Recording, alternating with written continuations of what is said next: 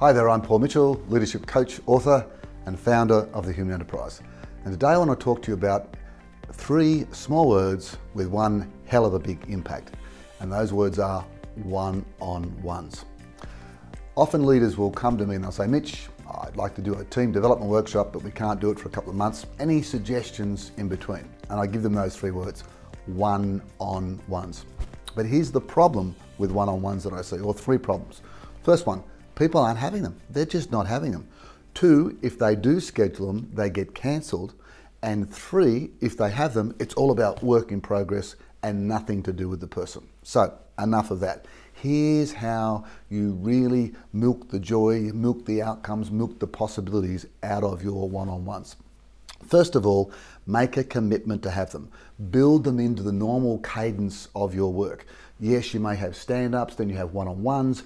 You'll have your, say, fortnightly or monthly team meetings. You'll have your quarterly business reviews and then your annual review. But the glue, what holds it all together for you and your team in the business is one-on-ones. Make a commitment to them. I see time and time again, or I hear, oh, we couldn't have them because someone was overseas or it was poor time frames. That's ridiculous. If you make a commitment, you'll have them. For example, if you have a partner and you're away and you commit to ringing him or her every couple of days when you're away, I guarantee you'll make that phone call. So don't give me the fact that we've been away and we don't have them. We've got so much technology, we can have them virtually these days. 1, make a commitment to do them, make them part of the normal cadence. 2, do not cancel them.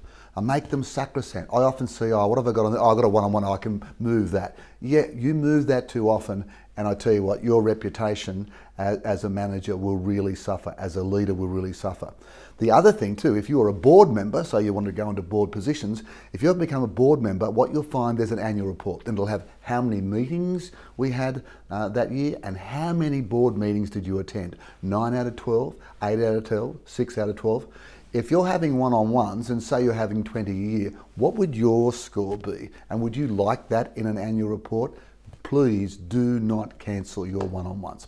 And the third thing, and this is the most important by a country mile, is that the quality of your relationships, we know, becomes the quality of your life, but you know what? The quality of your relationships also becomes the quality of your work. So please don't just talk about work in progress. How are we going with that project? What is our resources there? Are we going to meet this time frame? Is it within budget? Whatever. Yep. Very important. Talk about that. But also talk about how you're connecting, how you're relating with each other. I'm in debt to Tim Ebick for the following. He says 3 questions that he gets people to ask in one-on-ones. First of all, how are you? So if you're the manager, how are you? How are you tracking? Second question, how am I? In other words, what am I doing that supports you or doesn't support you? And then the most important question, how are we? How are we relating together? How can we better relate to maximize the satisfaction and enjoy our work and maximize the contribution that you're making? Now you might be thinking, yeah, I'm going to give this video to my leader, he should be seeing that. But 1, look at yourself, and secondly, if you are someone who's having a one-on-one with you, maybe discuss it with your leader. Take some ownership to go back to your leader and maybe together have a look at this video and talk about, hey, we probably need to up the ante on our one-on-ones. So 3 small words, one-on-one with one hell of a big impact. Until next time, find the passion, develop the skills, make the numbers, and make a difference.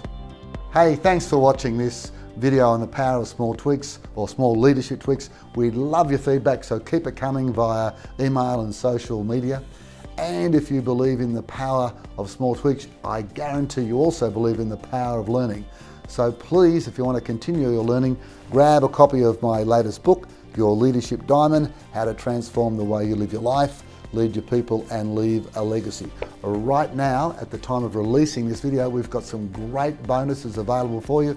Simply go to yourleadershipdiamond.com and you'll see all the details there. Keep polishing.